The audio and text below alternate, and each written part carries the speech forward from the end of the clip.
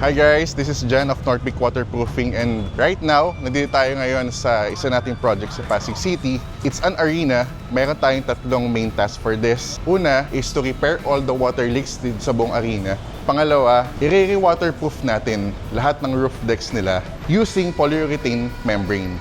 The third one, ito yung pinakamalaki natin, yung pag-spray ng polyurethane foam sa buong roofing nila, which is around 5,500 square meters. Tignan natin. Siguro guys, familiar naman kayo sa arena na to. Comment down below kung alam nyo kung anong arena to. May event kasi sa November. We have just 1 month to finish this project. Challenge accepted. Hopefully, matapos natin right before magkatapusan ng October.